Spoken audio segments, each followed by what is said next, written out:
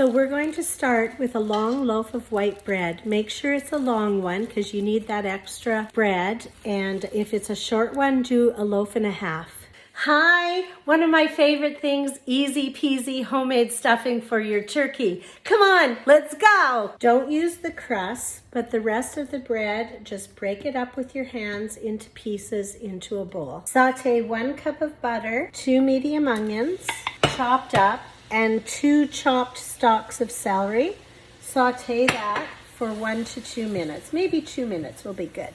Pour and mix into the chopped up bread. Add a half a teaspoon of poultry seasoning, 1/4 teaspoon of salt, and a 1/4 teaspoon of pepper, and mix. I'm going to demonstrate on a chicken because our turkey is not here yet, our fresh turkey. And you're just going to stuff the cavity, pretend it's a turkey, and you're really going to stuff it. Like you just press it in there. Don't be afraid to really press it. That's why we call it stuffing. You have to get as much as you can into that cavity, and then all those juices from the turkey will just gather into that stuffing. Now a turkey also has a nice cavity in the front here. The chicken is too small, but the turkey has a nice cavity in the front that you can stuff as well. So one of my favorite things, homemade stuffing.